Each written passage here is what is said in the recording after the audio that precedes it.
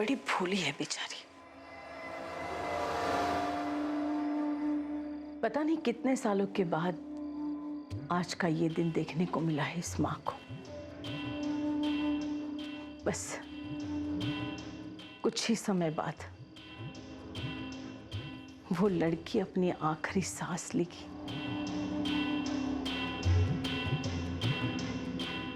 जैसे ही उस लड़की ने अपनी आखिरी सांस ली, वैसे ही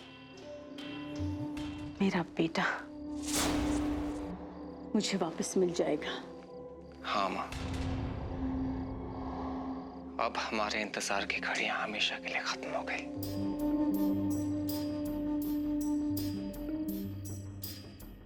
बेचारी नहीं जानती कि पिछले 1 साल से वो किसी आदमी के साथ नहीं बल्कि एक आत्मा के साथ रह रही है।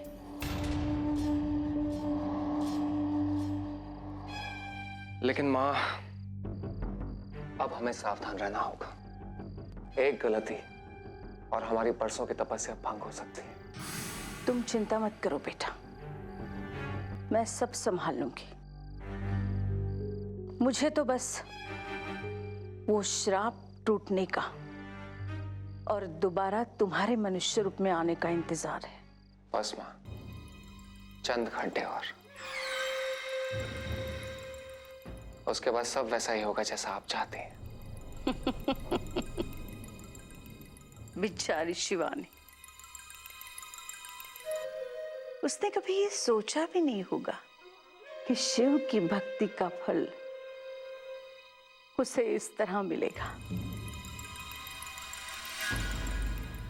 ना वो बच्ची शिवरात्रि के उस पल पैदा होती, ना आज हम उसे इस कार्य के लिए चुनते। वनराज, आज वो अमावस की रात है जहां सारी शक्तियां अपने असली रूप में आकर असंभव को संभव कर देती है। बस आज की रात उस लड़की की बलि चढ़ेगी और मैं तुम्हें हमेशा के लिए जिंदा देखूंगी। और एक बार तुम जिंदा हो गए ना, उसके बाद देव तो क्या, देवों के देव भी हमारा कुछ नहीं बिगाड़ सकते।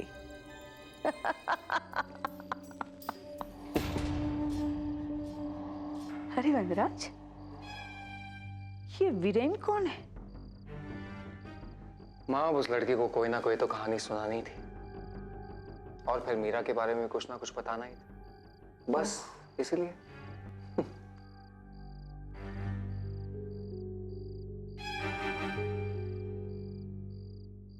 बात क्या है वनराज, क्या सोच रहे हो?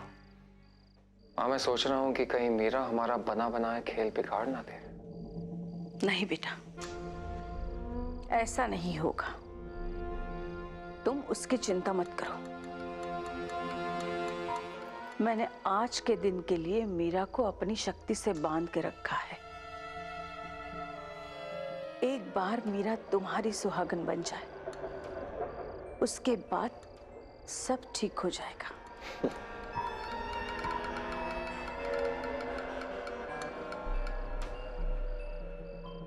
माँ, वैसे मीरा है कहाँ? कहीं उसने शिवानी को कुछ बता दिया तो?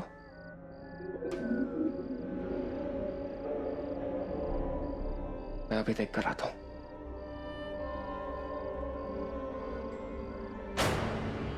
शिवानी, आज तुम्हें मरना होगा, क्योंकि यहां तुमने अपने प्राण त्यागे और वहां मेरा बेटा जिंदा होगा। तुम्हारी मौत निश्चित है शिवानी, आज तुम्हारी मौत निश्चित है।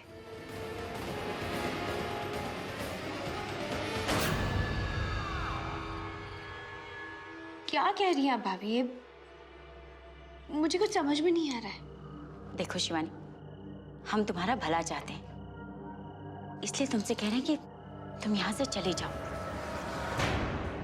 जितनी जल्दी हो सके चले जाओ।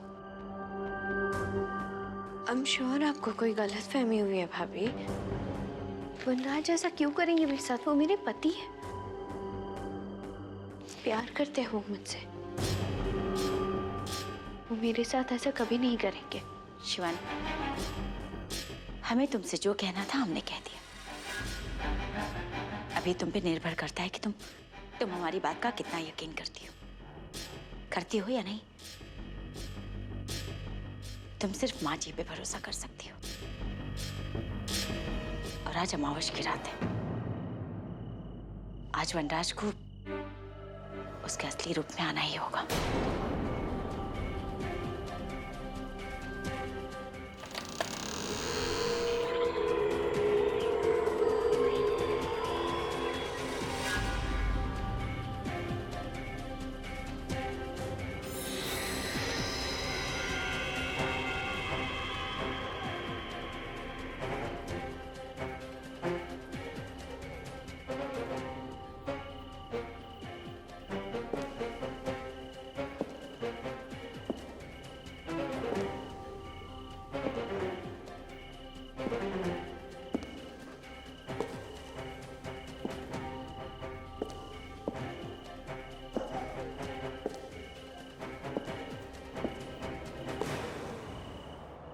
आपको माँ बुला रही है।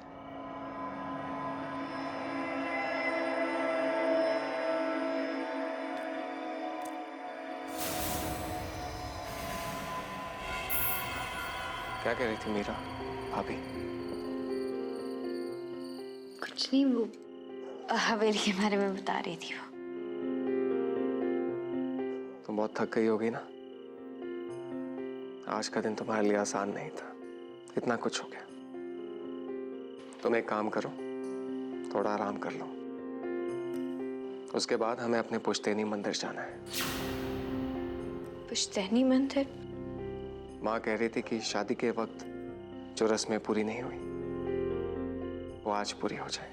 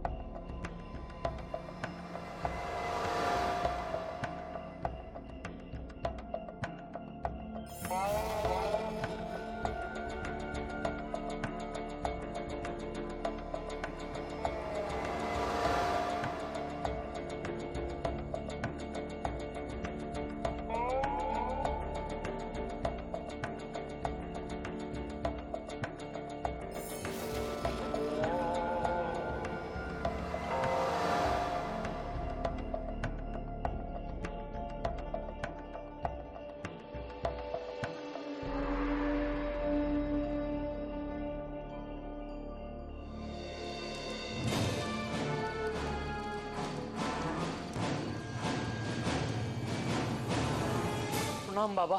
शिवानी तो ठीक है। बाबा वो तो मांडवा चली गई।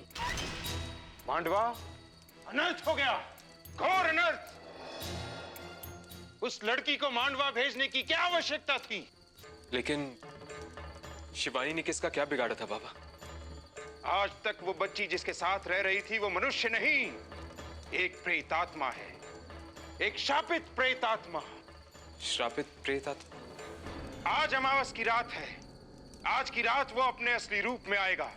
लेकिन बाबा शिवानी ही क्यों? शिवानी का जन्म महाशिवरात्रि के उस नक्षत्र में हुआ था जिस नक्षत्र में वनराज की मृत्यु हुई थी, और आज वो वनराज शिवानी की बलि चढ़ाकर आत्मा और शरीर का मिलन करवाएगा। बाबा बाबा उसे बचाना होगा।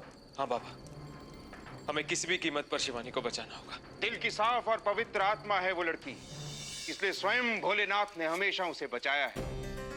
लेकिन मुझे पता है कि मांडवा की उस हवेली में उन लोगों ने क्या जाल बुना होगा। बाबा कोई तो उपाय होगा शिवानी को बचाने के लिए, कोई उपाय।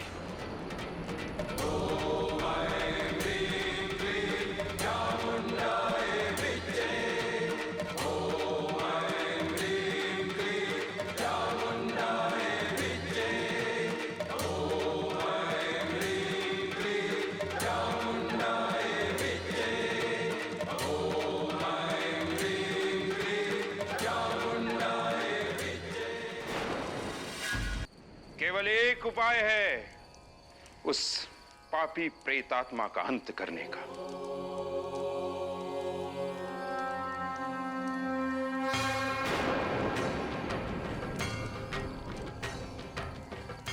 शिव जी का ये त्रिशूल, इस त्रिशूल से ही उस आत्मा का अंत संभव है।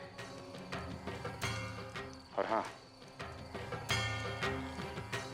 ये भभूत अपने पास रखना, ये भभूत उस आत्मा पे डाल देना, उसकी शक्तियां कम हो जाएंगी। उसके बाद ही इस त्रिशूल से उसका अंत संभव है। समय बहुत कम है तुम लोगों के पास, जाओ।